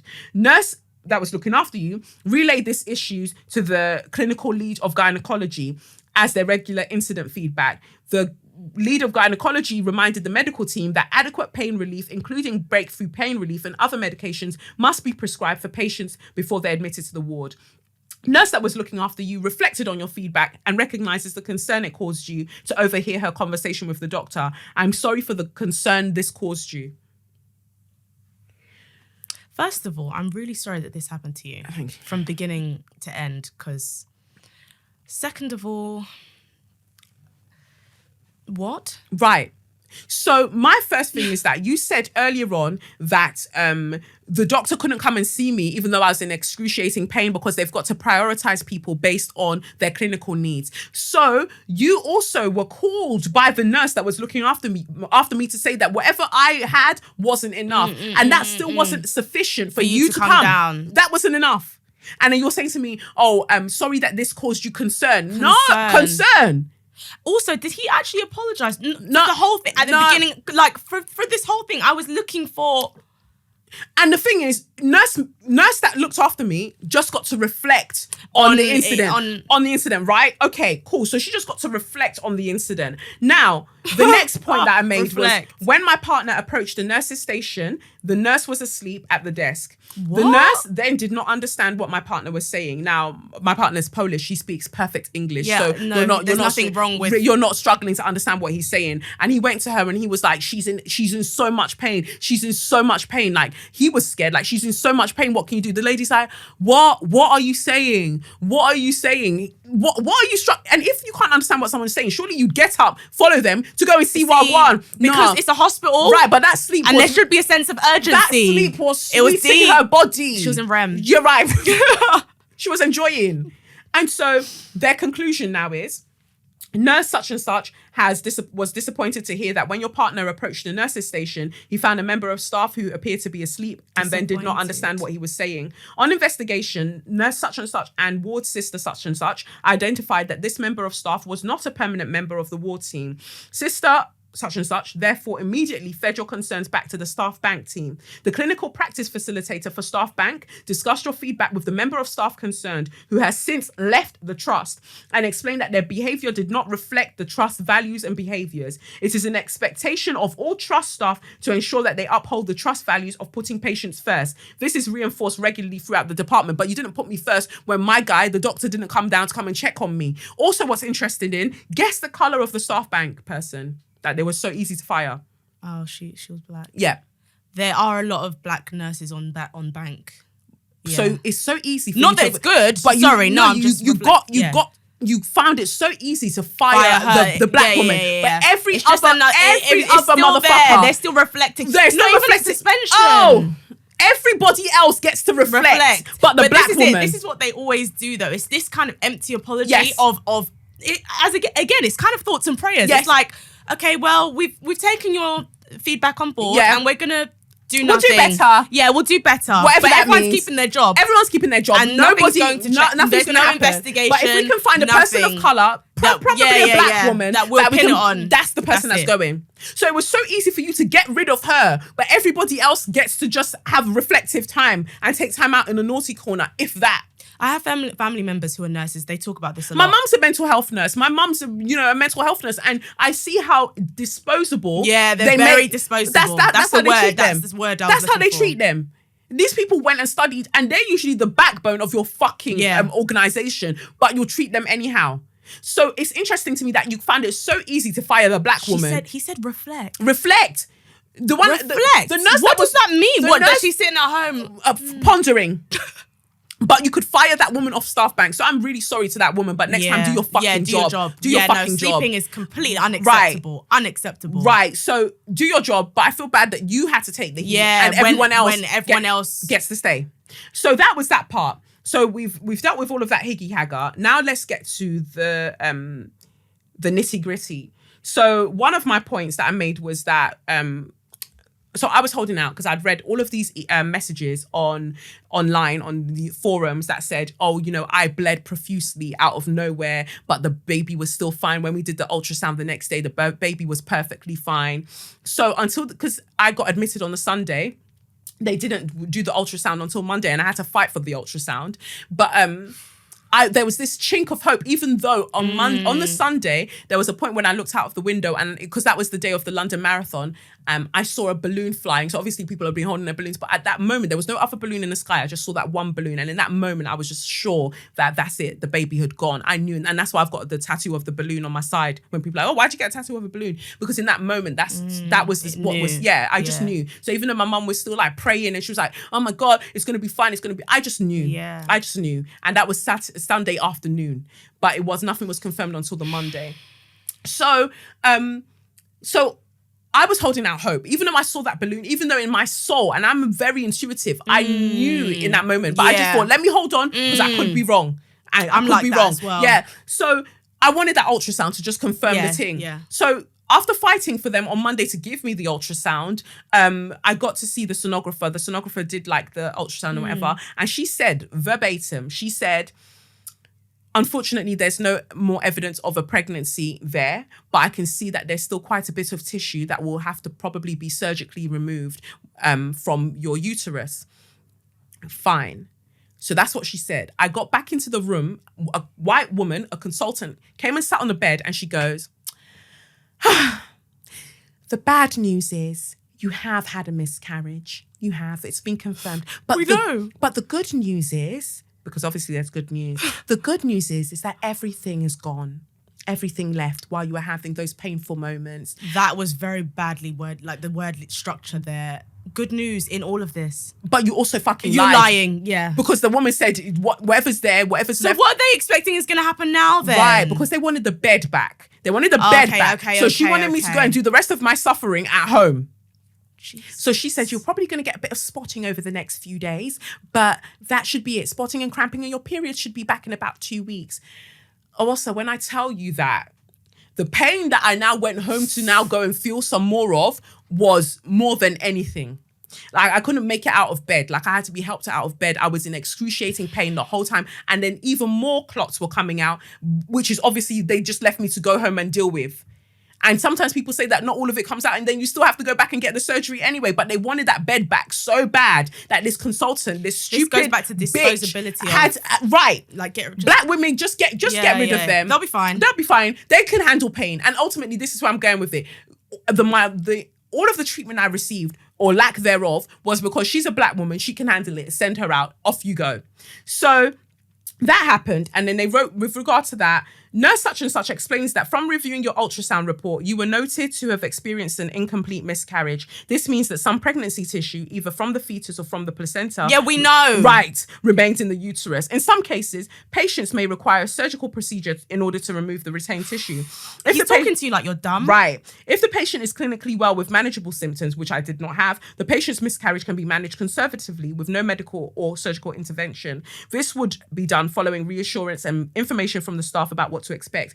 I am sorry that during what must have been a distressing experience for you, the information you were given was confusing. They always, yeah. It's you. Right. So I'm a dunce. Yeah, you're dumb. You're calling me a dickhead. That's what you're calling me a mug. It's like, oh, sorry. It's that condescending tone. I don't understand English. You just didn't get it. You didn't get it. They told you. But we were trying to explain it to you. A whole me that went and studied law for how long? A whole me did not understand what I was being told. This is so bad. Is he not even gonna be like? Is he not gonna note the fact that it's all that one person is now contradicting the next person? Is he not gonna wait for it? Anyway, they don't want to admit it's an actual she doing all of this madness. It's an actual she. Wow. Oh, I thought at the beginning you said he. Oh, it's a she. CEO of her old business women's services. She's the CEO of women's services for them. This is the madness that she's doing. So now you're telling me that I didn't hear what I heard. So you're gaslighting me. That's what you're trying to do in the message. Yeah, 100%. Now, she now does the best bit that I just love. She now ends with, I note that you raised concerns in your complaint that women of color are treated like uneducated second-class citizens, and I was very disappointed to read of this concern. Throughout the investigation, we have found no indication that your treatment was related to your ethnicity. The stated values of Guy's and St. Thomas's NHS Foundation Trust pledge that you will always be treated with the utmost kindness and respect, and that we will respect others and take pride in what we do. I am saddened to hear that your experience of the trust did not demonstrate these values to you, and I apologize for the impact that the actions of the staff and the poor communication had on you. Why is she disappointed to hear that you? It's almost like it's what was that? It's like putting it on. It's that displacement. Putting it on. It's always the same behavior. Always the fucking same behavior. It's always You're disappointed in racism being mentioned, but not the actual racism all the time. It's so shocking. Oh, did she just say race? The race card? Did she just pull the race card? Honestly, we treat everybody the same. So I had to write back to her and just let her know about her pussy. But at the same time, I'd let her know that, do you have checks and balances in place for this? What is to tell you that I wasn't? Were you there? How could you know? How did you do the investigation to know that this wasn't about race? She just said it. That's what it is. She's just decided. I've decided today, not today. Yes. There was no racism because we just don't move like this is Great Britain. It's 2018. We don't do things like. Did you go up to them and go, "Oh, fam, did you do it because she was black?" Yeah. What did you do? Nothing. And I was born there. So embarrassing. So embarrassing. But again, I understand that it's a structural and it's a systemic thing. When you cut funding, people behave like this. But I don't think that it's the lack of funding that is making you treat black women especially. No, she's just moving mad. Right. They're all moving mad. So now what gets to me is the number of black women who sent me DMs and letters and everything and said I had a similar experience. One woman, they couldn't find a bed for her, so they wheeled a bed into a closet and left her in the closet while she was having her miscarriage. And that was at another hospital. But this is the same thing. Right. As I said, it's the same behavior. And can we say that it's money? Can we say that money helps it? No, because Serena Williams. She even spoke about, No, I wouldn't say it's money. Because Serena Williams is a world champion. Again, she can handle pain. She's just being petulant. She told them, I feel like my lungs are filling up. There's a plane. She knows because she's got deep vein thrombosis or something. Yeah. So after she'd given birth to Alexis, she was like, nah, something isn't right. I need an MRI. No, you don't. You're just fine. No, you don't. She had to while out. She had to show them her black woman voice. Wow. She had to speak with her outside voice to get them to give her what she asked for. Wow. And when they did the MRI, that's when they saw that, yes, oh my God, her arteries are being clogged or something. Something's going wrong. Her lungs are filling, whatever they found. So they had to then go and do an emergency operation. Otherwise, she would have died. And why would she have died? Because you, man, don't want to listen when black women are telling you that they're in pain. When black women are telling you that there's something wrong with them, you feel like you know better. Yeah. What is this uneducated person that? Because I wouldn't know my body. The body I've had for 30 years. I wouldn't know. Wow, that is disgusting. And it's just, to me, that summed it up. Like, you've said that the doctor was aware that I was in extreme pain. The nurse was aware that I was in extreme pain. She knew that I needed something more. She called the doctor. Said it. Right. She called the doctor and said, and the doctor was just like, no, I'm not coming down. But you said that they prioritize on clinical needs. Surely my needs are very high. Surely, or something can, if he's not able to come down, then something be done? Can't he prescribe over the phone? Right. Something. No. So because it's not a joke. Right. It's not like you broke your ankle. Right. And that's how they're treating it. Yeah. No, because like it's a small injury. And they kept saying it. Oh, you just have to understand that miscarriages are so common in the early stages of pregnancy. So common, so common. Okay, well, that makes me feel better then. But it's not nice. Cancer's common as well. Is it nice? Right. So NHS, like, happy birthday. When you're drinking and enjoying your life, I just want you to grab a few straws and use it to suck your mothers in their entirety. The woman who wrote me this letter, as a woman, I'm ashamed of you. Disgusted. You're a dickhead and I'm not letting this go because I've already written back to them. I was going to say, don't. I want to take it higher. Don't. No, you can speak to an ombudsman. I don't want to speak to an ombudsman. No. I want to take it higher within your organisation. Yeah. So you're the CEO of whatever department you're in. Make it happen. I want your CEO. Yeah. I want your boss. That's what I want. Yeah. Because you've just highlighted. And they're expecting you to let it go as well. No. And I feel like it's like, let's use all of these big words and just confuse her. And that's wonderful because I love big words.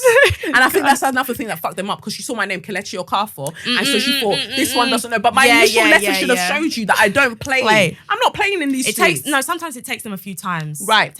And she's going to get it. She's going to learn. Please, she's going to learn. don't let it go. Because the number of black women as well that said to me, I was going through so much, the trauma was so much that I didn't even bother to report it. Like, and when my mother reported it on my behalf, they said, no, that's not good enough. This is what women were telling me. That even when people tried to report on their behalf, they were like, no, that's not good enough. We want it from her. And she didn't have the capacity. But when it is from the person, you're still doing mental gymnastics to justify.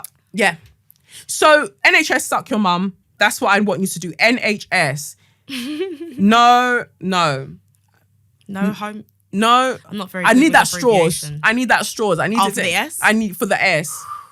Now have a straw. Now have a straw. There we go. NHS, now have a straw. Just imagine that there was an A there. NHS, now have a straw and suck your mums, you pricks. Because black women are human. Amen. And they deserve to be treated as such. Yes. And you have black women who have suffered miscarriages and you've put them in the maternity ward. So they're next to people who have just given birth. Yes, because this is another letter that I received. Oh my gosh. So you're all pricks and I'm deeply, deeply upset. And you can use this if you want to use this in some kind of defense later on that I'm being mean to you all. But But I was left deeply scarred, deeply traumatized. And every week I might have a good day here, bad day here. But the trauma of the miscarriage was made worse by the treatment that I received and being made to feel like I was lesser than. Yeah. So you can all fuck right off. So anyway, that is the end. On such a wonderful note, that is the end of our main content for this week. Thank you so much, Owosa, for coming through. If people want to follow you, where do they find you? Sincerely Owosa. It's actually OGHOSA, but you'll have it on the things. But in Benin, I'm Edo. GH is a W. Okay. Ish. Yeah, so it's Owosa. But Sincerely Owosa on everything. Yes. So yeah. Thank you so much. You're absolutely incredible. And I love everything you're doing. And even when it does get hard, please continue. Please keep doing you. You are wonderful. You're so wonderful. And I appreciate you being here today. I love your vim, love your energy, because we were really going at it. Yeah. We're really giving it to them. I'm ready to fight right now. Somebody meet me outside. Catch you outside. How about that? So, no, thank you so much. And you can follow the podcast on @SayYourMindPod or @Kolechnikov. On the extra content that I'll be filming shortly, I'll be talking to you about the Two of Cups, which was the advice that came up for the drummer, as well as an incident that happened to one of my ex-colleagues from where I used to work, where he went to the Tower of London, and as he was going through bag check, he made a joke like, and he's that kind of weird white guy, he made a joke like, oh, it's not like I've got anything in there that I'm going to use to rob the crown jewels, and they arrested him. They arrested him immediately. So I'll be talking about how I find it hilarious that white people get upset at the prospect even of you stealing things. Meanwhile, they're in possession of things that they have stolen. We need to talk about that because you know when you were talking about those things last week, and it's from my area in Nigeria. Wow. So when you were talking about, I was like, yes, she knows the history. And then we're gonna talk. So join me if you want to join. That's patreon.com/Kelechi Okafor. Patreon.com/Kelechi Okafor. You just donate or pledge $3 a month. Or less, because some of you are pledging $1, fine. $3 a month, and you'll have access to all of the content that we'll be doing shortly. So thank you so much for watching. I've been Kelechi Okafor. This has been Owosa. And this has been SYM, officially known as Say Your Mind, unofficially known as what? Say it. Suck your mom. Well done! She said it! Suck your mom! Thank you so much. I'll catch you later. Peace! It's the Benz Brunani womanist, baby boys, baby girls, you need to hear this. Sit down, receive this realness. Make sure your cup's ready for the tea, we are go sip it, yo. Hot time scrolling for your long shorts. You might learn something you never know. Collect you fine, and she's one of a kind. Don't say your mind, say your mind.